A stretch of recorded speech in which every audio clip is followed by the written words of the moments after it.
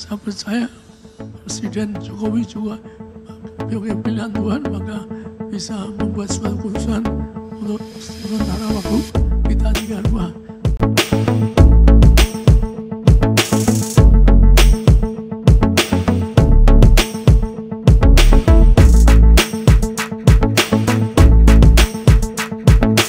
Khotbah di mimbar ini yang berkata, kalau khotbah pertama saya itu di dalam Samuel 16 di gambar kenapa bahwa saya sebutkan yaitu maut itu satu langkah dari hidup kita.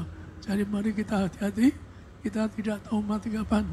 Anda renungkan bahwa kita ini hidup sementara di dunia. Suatu saat kita tinggalkan dunia. Maka betapa pentingnya kalau Anda perhatikan waktu zaman sekarang orang harus tinggal di rumah. Zaman sekarang orang katakanlah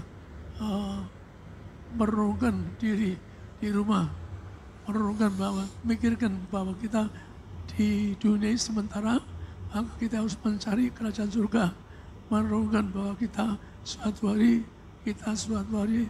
akan mengalami kematian.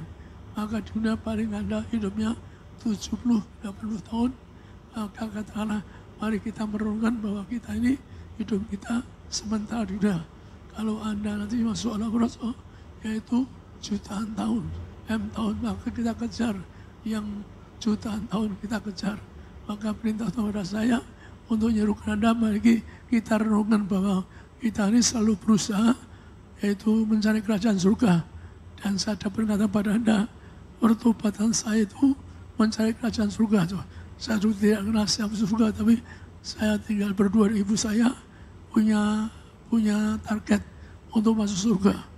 Maka katakanlah orang itu mencari surga, bertanya siapa yang punya surga. Kita dulu nggak tahu Yesus, tapi kita nyebut apa? Allah yang Maha Kasih, Maha Murah, yang punya surga. Kami ingin masuk surga. Jadi saya kompak untuk mencari kerajaan surga. Dan saya punya iman, umur 50 tahun sudah ke surga. Dan Tuhan kabulkan. Maka mari kita ini betul-betul, yaitu katakanlah waktu seperti zaman sekarang, kita tinggal di rumah, maka saya percaya Presiden Jokowi juga sebagai pilihan Tuhan, maka bisa membuat suatu keputusan untuk sementara waktu kita tinggal di rumah. Mari kita renungkan bahwa kalau kita tinggal di rumah, merenungkan cari kerajaan surga. Yang terpenting kita harus cari kerajaan surga. Maka Tuhan sudah berkata, carilah kerajaan surga, semua ditambahkan. Maka kita renungkan bahwa waktu di rumah ini kita renungkan cari kerajaan surga. Betul renungkan cari kerajaan surga. Karena kita di dunia sementara. Maka itulah kalau kita harus berjuang masuk ke alam roh. Anda persiapkan diri betul-betul hidup yang baik, hidup yang suci. Maka hidup kita ini diperhatikan untuk surga. Kalau kita salah dosa, ya kita nggak bisa masuk surga. Maka kita baca di dalam Mazmur 139 1-3 menggambar apa? Bahwa hidup kita ternotai di surga. Apa yang kita lakukan Tuhan tahu. Di mana berada kita tahu. Kita baca sekarang di dalam Mazmur 139. Mazmur 139 ayat 1-3. Tuhan, Engkau menyelidiki dan mengenal aku. Engkau mengetahui kalau aku duduk atau berdiri. Engkau mengerti pikiranku dari jauh. Engkau memeriksa aku kalau aku berjalan dan berbaring. Segala jalanku Kau maklumi. Demikian firman Tuhan. Jadi perhatikan ayat ini, bahwa kita melangkah Tuhan tahu. Kita berpikir Tuhan tahu. Di mana kita berada Tuhan tahu. Artinya segala perbuatan kita dikontrol dari surga. Maka tadi hidup kita, Anda dan saya, mari berjuang untuk hidup suci, masuk kerajaan surga. Karena tanpa kekudusan tidak semua melihat Allah. Maka sekali lagi renungkan Anda bahwa hidup kita dikontrol dari surga. Saya beri contoh, saya waktu cari surga, waktu masih SD kelas 5, saya tinggal berdua ibu saya, karena berdua ibu saya merenungkan. Ibu saya ngajar bahwa ke surga itu sulit, nak. Surga itu sulit sekali, kata.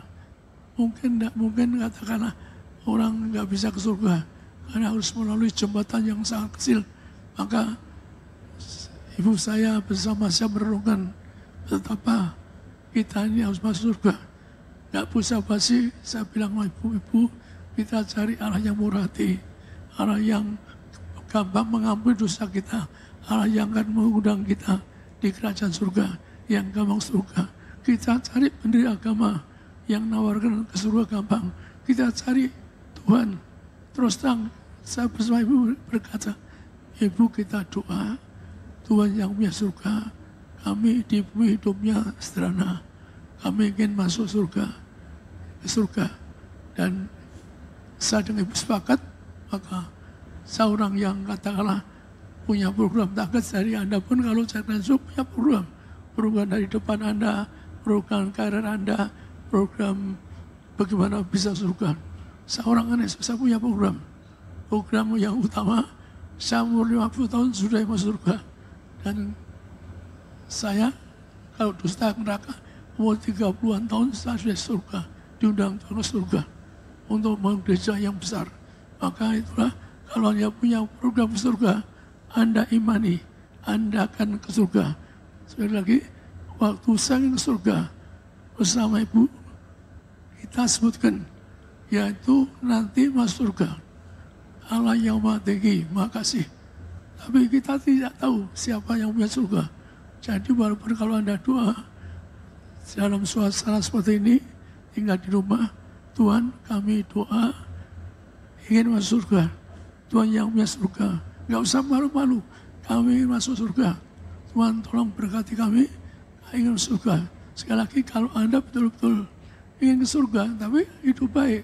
Karena apa? Perbuatan kita diketahui. Kalau kita nggak hidup baik, ya jangan loh. Karena saya berjuang, ibu saya hidup baik, saya tidak pernah dusta, nggak pernah curi, atau tekad juga hidup yang baik. Maka akhirnya ibu saya suatu hari cerita sama saya, sama ibu, menangis. Nah, saya tahu kamu keluarga Kristen. Karena kita bersama istri saya, nah bisa menangis. Lalu takut dimarahi jadi keluarga Kristen. Tapi tentang ibu cerita sama kami, kalian saya tahu kalian Kristen. Ibu saya cerita dijumpai apa? Dijumpai Tuhan Yesus.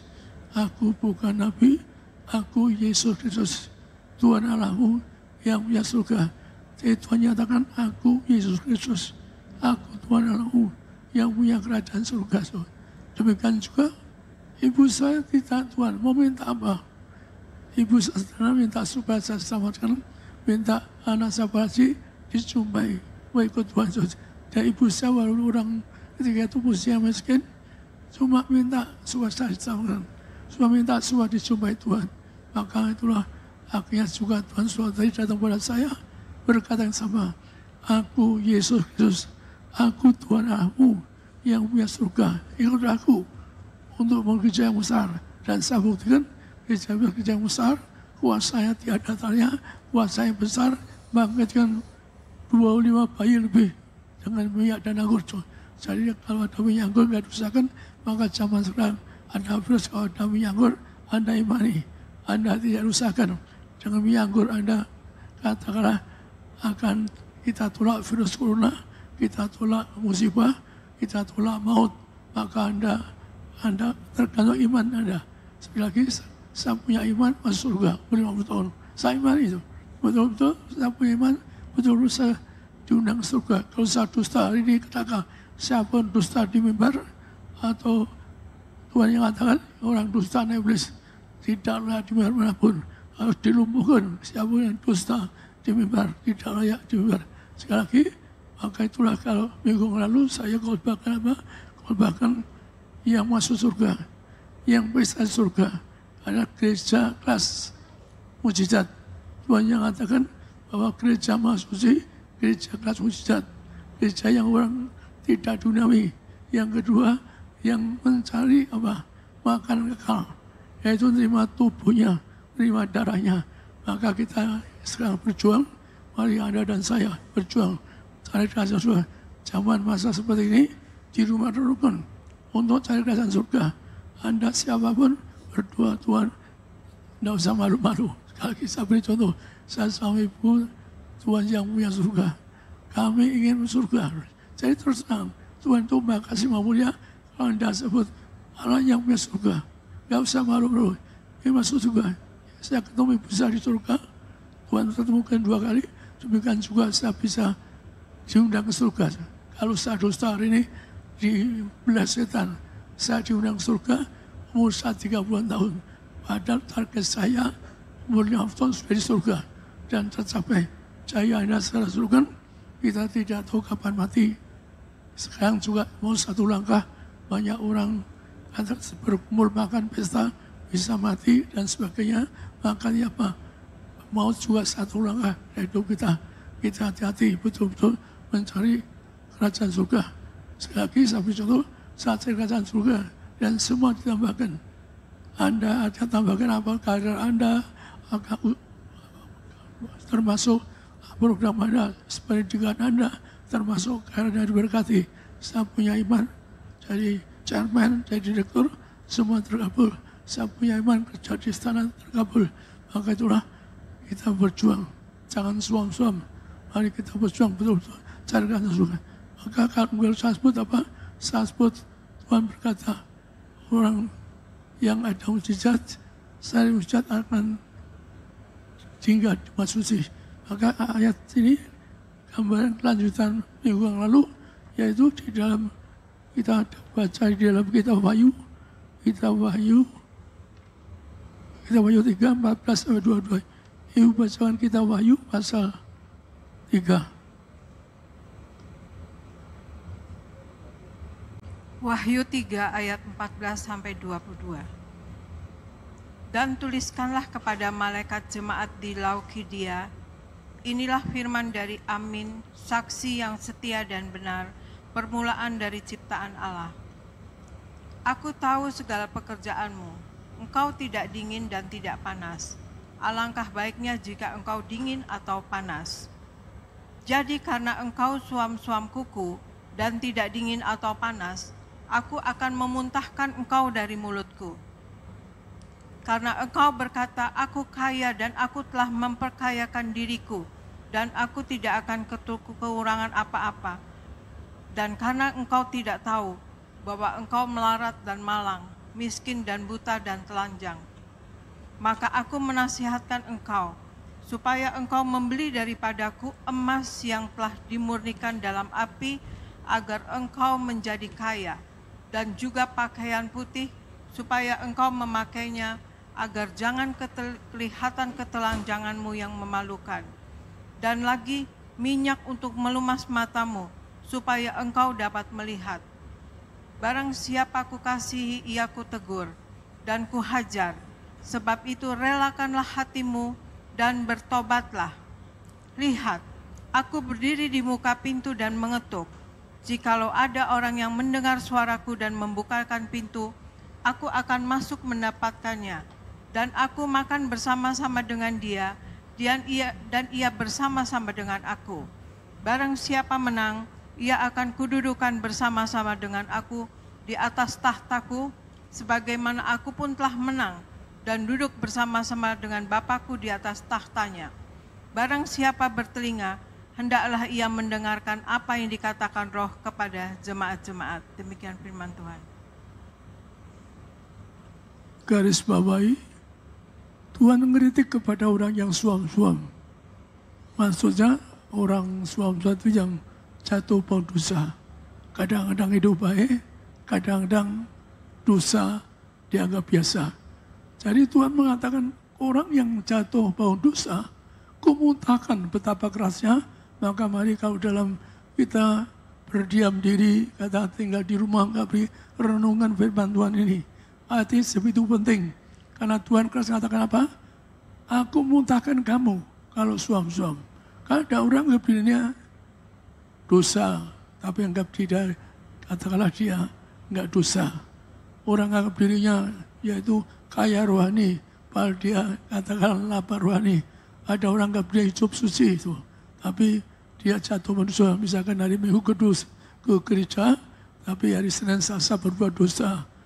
Jumat mulai bertobat, minggu bertobat lagi. Jadi Tuhan mengatakan orang yang suam-suam kemutakan, yang artinya maksudnya orang yang jatuh bau dosa. Maka mari kita berjuang melihat diri kita. Hati-hati, Tuhan tahu perbuatan kita. Kalau kita direkam di surga, so. Sekali lagi direkam. Ucapan saya SD, so. Tuhan sebutkan, dituntut ucapan saya. Karena saya ingin ketemu pendiri agama yang korbannya lebih dari saya. Ingin ke surga. Yang kata pendiri agama yang ngajarnya enak, gampang ke surga. So. Maka ucapan saya dituntut, yaitu saya sampai dites, lihat neraka yang berisah. Dan saya lulus ujian, kenapa? Karena saya bisa berani berkata, Tuhan, hamba ke neraka, tidak mau surga. Karena Tuhan neraka kepada saya yang si neraka, so, orang-orang yang tidak ngasih korban Yesus. Dan Yesus, Anda bayangkan, Tuhan Yesus, yaitu Alkitab yang lama mengatakan apa? Yaitu orang yang dihukum mati, sekali lagi yang dihukum mati, orang dihukum mati itu disalibkan, menderita. Maka Tuhan Yesus disalibkan untuk kita, sebagai juru selamat, artinya Tuhan menggantikan kita. Maka tubuh kita milik Tuhan sudah ditebus, Tuhan digantung untuk kita. Mari kita bersyukur pada Tuhan, betapa korbannya bagi kita yang luar biasa. Maka saya garis bawahi bahwa dimaksud suam-suam itu yaitu orang jatuh bau dosa, tapi juga Tuhan katakan apa? Yang kedua, orang tidak tobat. Maka itulah kalau saya katakan bahwa cari kerajaan surga, semua tambahkan, maka orang tobat. Kalau tidak tobat, so ya maaf, Tuhan katakan bertobatlah, kerajaan surga sudah dekat.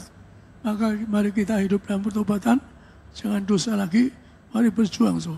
Sampai ini saya berjuang untuk masuk surga. So. Mari kita lupa lalu, kita berjuang hidup yang baik suci. Saya ingin lihat Anda semua surga.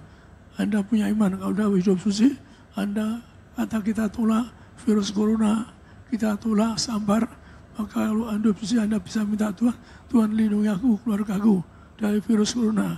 Aku tolak virus corona, berselamatkan bangsaku. Saya percaya jemaat Iblis punya jaminan Tuhan. Ada minyak anggur tidak dirusakkan, amin. Ada minyak rusakkan, kita imani. Ada minyak anggur, ada kami tolak virus corona, kami tolak maut. Sama-sama ada orang tiba-tiba mati di jalan, orang yang katalah di mall juga jatuh, bisa mati dan sebagainya. Orang demikian banyak orang mati. Sekali lagi, maut satu langkah. Zaman ini punya arti apa? Bahwa kita harus menjaga hidup kita. Jangan sampai tiba mati dalam dosa. Kalau ada dalam dosa, yang pesta so, di alam roh setan. Saya pernah lihat kalau saya dosa dipotong setan. Saya lihat orang yang mati nggak jadi warga surga. Mati begitu keluar so, dikejar setan. Kalau alam roh so ada, Anda warga surga, Anda cuma malaikat. Tapi yang bukan warga surga, dikejar setan-setan, dijinjak setan. Akhirnya so, dibak ke perut bumi, betul mereka yang masuk neraka so, yang tidak jadi warga surga, menjerit meraung, bertanggung. Saya sampai menangis, malaikat tidak menolong. Malaikat di alam roh, kalau Anda bukan jadi warga surga, tidak kenal malaikat, tidak kenal. Lagi, saya punya karunia. Kalau seorang mati biasanya punya karunia akan datang. Punya lihat akan datang. Saya seorang mati, Tuhan atas saya seorang mati. Maka diberi kuasa besar. Maka kalau seorang mati, banyak ketahui alam roh. Banyak katakanlah, saya ketemu orang yang misalkan ada seorang ibu ketemu minta doakan, saya doakan ibu nanti punya rumah baru. Dia marah karena apa? Karena dia baru beli rumah. Kata doa saya ngawur katanya. Tapi ternyata sampai rumahnya ditimpa pohon besar, ambruk. So. Maka tetangganya nawarkan rumah baru bagi dia, tapi tanah diambil. So. Artinya apa? Dia baru sadar kalau dia tidak gereja, dia sudah mati. Karena apa? Rumahnya rubuh, timpa pohon yang besar, dia pulang ke gereja, keluarganya, sehingga tidak mengalami. Artinya apa? Saya sampaikan untuk diberkati rumah baru. Betul terjadi so. Katakan saya pun punya karunia so. Misalkan saya di mau lewat jalan, Tuhan kasih tahu pada kamu jangan lewat jalan itu, kamu nanti celaka. So. Saya dulu sanggup itu biasa. Oh, Tuhannya jalan sepi, saya nggak akan celaka. Betul-betul saya tabaran. So, jadi kadang-kadang memang Tuhan bisa ngasih tahu kepada orang lalu. Juga saya dengar kesaksian ibu cerita, ada orang dengar suara Tuhan, supaya rumahnya diurapi dengan minyak. So. Dia nggak ngerti minyak urapan. So. Akhirnya apa? Betul dia kena virus corona. So. Jadi betapa pentingnya kalau Anda punya minyak, rumahmu pakai minyak, maka setelah Anda boleh dihitung. Misalkan saat dulu punya tanah, di Malaysia ada 3.000 meter. Saya bersama ibu ke Bitung, saya berkati minyak. Walaupun belum jadi berupa tanah, saya berkati dia di garis depannya minyak. 3 tahun lebih sudah dia bangun. 3 tahun kemudian ada perayaan agama tertentu yang dibacok nggak berdarah. Maka padahal sudah 2-3 tahun sama minyak itu. Maka orang itu tetap melepas depan tanah di Bitung, sekarang saya dari gereja bagus. Maka dia berdarah-darah. Saya orang kedua ingin coba juga, tetap berdarah. Hanya kepala dari gedung yang penyembah itu mosok kalah sama tanah kosong. Dia lewat, coba juga bisa berdarah. Artinya apa? Tempat Anda kasih minyak, maka Anda dijaga malaikat. Saya buktikan demikian banyak, tapi saya seorang martir. Karena hanya seorang martir, Tuhan ngomong hanya seorang martir punya kuasa, dua minyak urapan. Jadi Anda bukan seorang martir, maka bagaimana Anda punya kuasa? Karena seorang martir punya karunia mengangkatkan tubuh darahnya, juga mengatakan minyak urapan. Jadi kembali pada kitab Wahyu tadi, maka dikatakan apa? Yaitu kepada orang suam-suam, yaitu Tuhannya masih dosa. Maka mari kita renungkan zaman sekarang ini, artinya doa. Walaupun perintah Jokowi Anda untuk tinggal di rumah, tapi itu akan oleh suara Tuhan. Karena presiden pilihan Tuhan, maka digambarkan yaitu apa? Jangan anggap diri Anda suci kalau masih dosa, karena dikatakan apa? Kamu anggap dirinya kaya, anggap dirinya punya kaya raya dan sebagainya, punya emas hanya kaya. Tapi padahal dia dosa, padahal dia berbuat salah, jatuh dosa. Yang kedua yaitu dianggap dia benar suci, tapi dia nggak suci, Maka yang ketiga dia katakanlah belum bisa memandang kemuliaan Allah. Jadi Tuhan kritik apa? Kritik orang yang menganggap dirinya benar, anggap dia punya emas kaya raya. Yang kedua, padahal dia nggak hidup suci, bilang hidup suci. Yang ketiga, bahkan matanya tidak memandang kemuliaan Allah. Seorang suka diminta Tuhan baca tentang orang kitab Yahudi kuno, di mana misalkan ada Henok suatu hari diundang ke surga. Tapi Mikael, malaikat nyakat, kamu belum diurapi minyak. Kamu urapi minyak dulu baru menghadap Tuhan. Tuhan perintahkan kamu urapi minyak. Saya baca buku itu, saya simpan buku itu, maka artinya apa? Betapa minyak urapan. Maka orang kadang nggak sadar betapa minyak urapan. Sekali lagi, hanya seorang martir bisa mengangkat inilah minyak urapan. Dan yang pertama, Tuhan katakan apa? Beli emas daripadaku. Artinya beli kita, yaitu apa? Supaya kita hidup baik. Kadang-kadang kita mengalami cobaan. Yang penting Anda menang secara cobaan. Maka kita sekarang ini betul lupakan yang lalu. Mari bersama-sama berjuang hidup yang baik untuk surga. Tanpa kesusahan tidak seorang pun melihat Allah. Jadi sampai kepada Anda, yaitu beli emas maksudnya, coba katakanlah seorang martir. Seorang martir dibakar. Seorang martir yang dicoba sampai ke neraka.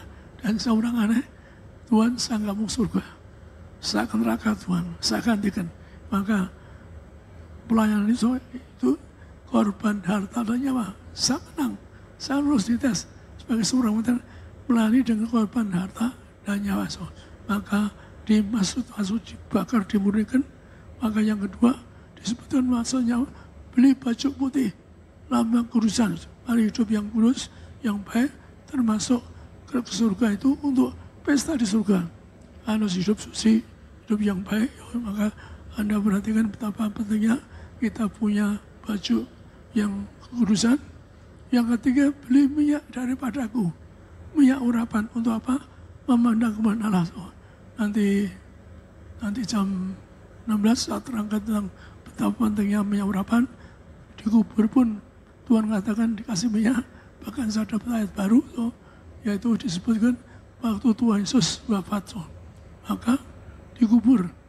Paginya Maria Magdalena, Maria ibunya Yakobus, ke kubur Mbak minyak untuk mengurapi kuburan minyak. Ternyata Tuhan Yesus sudah bangkit. Artinya apa? Ada yang baru yang saya nggak perhatikan.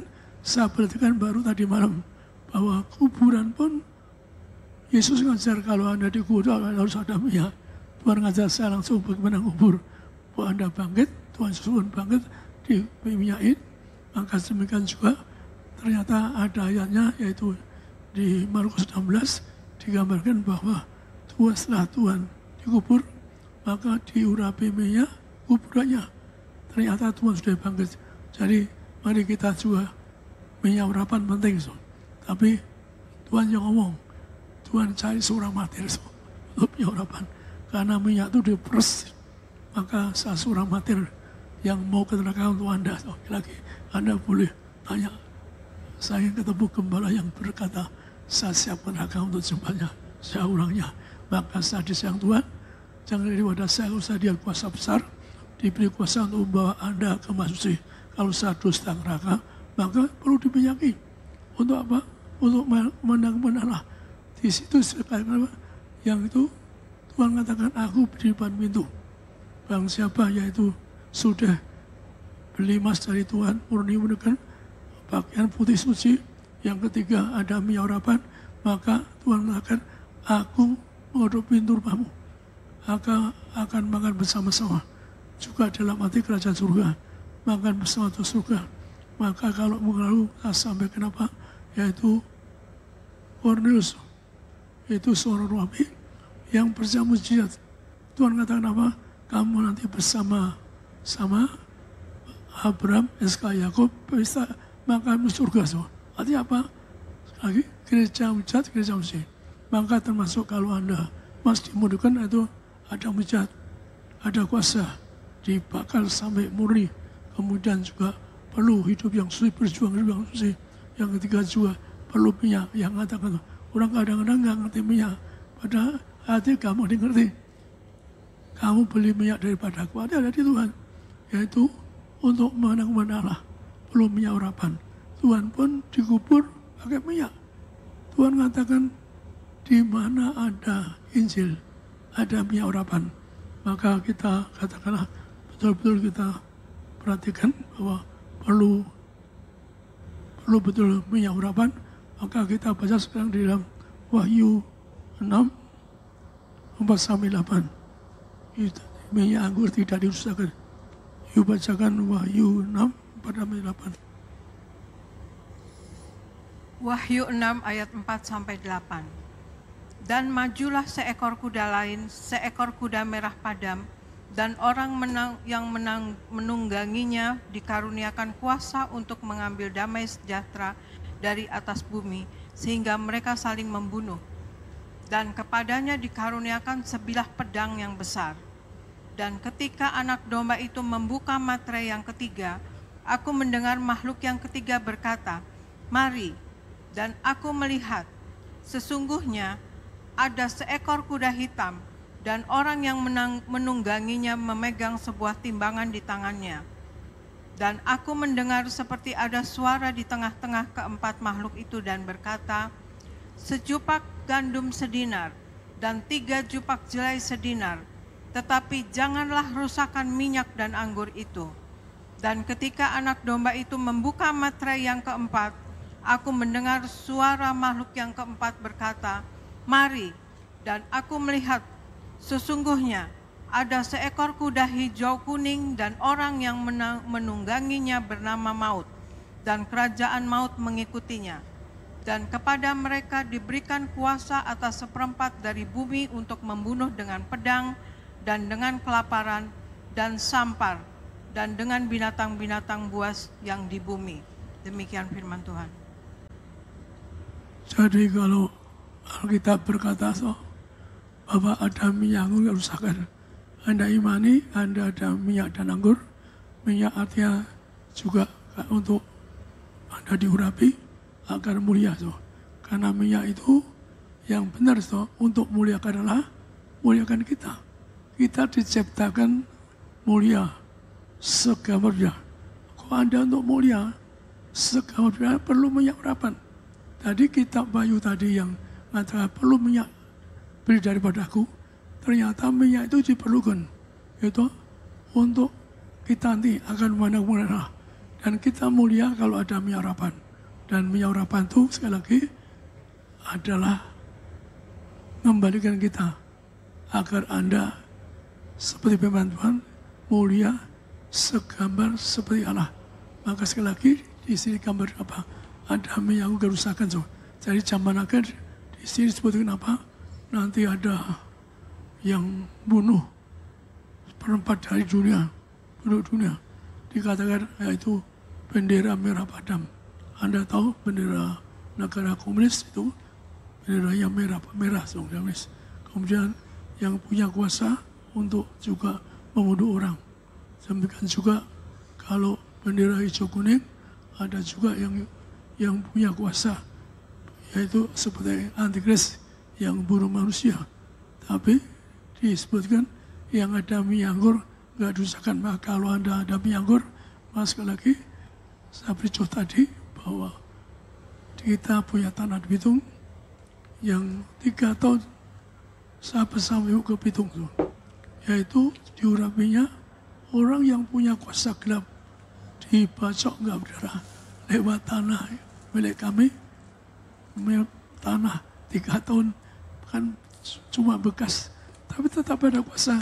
Betapa-betapnya, misalkan saya beri contoh, kalau saya membangkitkan banyak bayi-bayi mati, itu karena ada minyak anggur. Demikian juga kalau saya katakan, misalkan ada orang punya kasus punya tanah panjangnya 133 km di sekitar komunitas tempat. Maka orang datang pada saya minta didoakan tanah minyaknya disita negara. Maka saya seperti biasa mendoakan minyak pakai botol minyak ini. Maka saya doakan minyak muliakan manusia. Saya beri 1 botol, Anda boleh campur dengan minyak zaitun murni, boleh berapa saja, yang penting ini intinya. Maka tanah yang 33 km itu, saya bilang, kamu naik mobil kita nih, pojok-pojoknya kasih minyak ini. Katakan di mana perlu, kita nih sambil menyipati minyak, Anda boleh 1 galon campur minyak ini. Saya bilang apa? Itu Pak Asim tuh, keluarga Prabowo, kamu nanti menang minyaki. Saya bilang, ada ragu mau susu dan minyak bisa menang proyek yang harganya 2 M dolar. Saya bilang, kalau kalah saya datang. Bilang saya datang, saya biaya tiket, biaya hotel sendiri. Saya buat minyak, saya meyaki lagi, pasti kamu berhasil. Dan betul-betul dengan minyak ini, saya urapi minyak ini muliakan manusia, betul-betul pojok-pojoknya dikasih minyak, betul-betul menang. Harga tanah itu 2 M dolar kurang lebih. Dan betul menang. Jadi betapa kuasanya, maka kuasa minyak ini. Saya seorang martir yang mau diperas, yang mau ke neraka untuk orang lain. Maka yang ngeri pada saya, ayat tadi nggak bang juga pelayanan itu korban nyawa dan harta. Saya gembala yang mau korban nyawa dan harta. Korban harta dan nyawa. Maka ada kuasa. Yang ngeri pada saya kalau janji Tuhan apa? Pasti aku beri kamu kuasa yang tiada terkawin dengan minyak dan anggur. Jadi jangan ngeri pada saya ada kuasa. Kalau Anda mau melayani seperti yang tadi dimurnikan dengan emas dibakar, dengan hidup yang suci juga ada minyak menak-menak. Maka artinya orang lain itu gembala, saya orang gembala yang korban harta nyawa. Maka Anda akan kuasa disayang Tuhan. Maka Anda dan saya, kalau ini melayani penuh kuasa, bisa bagi orang mati, bisa ngusir setan, itu pelayanan yang korban harta dan nyawa. Saya seorang gembala yang korban harta nyawa. Maka Anda kalau ingin menjadi gembala yang penuh kuasa, prinsip Anda korban harta nyawa. Maka Anda kuasa besar dan Anda akan duduk surga. Jadi gembala di kelas suci. Kalau saya dusta neraka sekali lagi, saya dibawa ke surga. Lihat pasti jemaat besar. Kalau saya dusta neraka, lihat jemaat bebas. Lautan surga. Dan awet muda. Maka kalau Anda baca di Markus 16, waktu Maria Magdalena, Maria ibu Yakobus ke kuburannya, ada anak muda di situ. Disebut anak muda yang berkata pada Maria Magdalena dan Maria ibu Yakobus, sampaikan kepada Petrus dan teman-temannya, Yesus ada di Galilea. Galilea itu artinya juga Tiberias. Jadi nama terakhir Galilea itu Tiberias, artinya mulai. Maka saya dapat katakan suatu gambaran Tuhan Yesus bangkit menjadi anak muda. Maka mari kita renungkan, mari kita berjuang. Zaman sekarang, zaman di rumah, renungkan bagi kerajaan surga yang tahun nunggu Anda. Apa terjadi kalau Anda dosa, suang dimutahkan Tuhan. Mari kita berjuang hidup yang baik, hidup yang suci, saya serukan mari agar Anda, saya ingin Anda saya datang ke surga. Kalau Anda ingin ke surga, berjuang hidup baik, hidup yang suci. Juga ada minyak urapan, amin, yang ngomong Tuhan, bukan saya. Tapi minyak itu hanya dibikin kuasa kepada seorang gembala martir. Kalau enggak orang yang martir, enggak bisa mengatakan minyak urapan. Karena itu Tuhan katakan apa? Beli daripadaku minyak untuk menguranglah. Dan Anda perhatikan ada minyak anggur dari usahakan. Mari kita doa pada bangsa kita ini, yaitu agar ada minyak anggur dari usahakan. Agar bangsa kita segera bebas dari perusahaan. Juga saya doa semua jemaat Tiberias tidak kena perusahaan. Asal Anda pegang minyak anggur, janji firman Tuhan enggak dirusakkan. Maka Anda dan saya berjuang betul-betul untuk masuk surga. Maka Anda perlu hidup yang jangan sampai jatuh. Mari lalu Anda sempat bertobat dengan saya. Tapi kalau Anda masih jatuh, Tuhan katakan keras, aku mutahkan. Hanya mutahkan enggak bisa ke surga. Maka mari Anda berjuang. Saya berjuang di rumah, renungkan firman Tuhan, renungkan kerajaan surga, renungkan. Maka Anda dan saya akan masuk surga. Amin.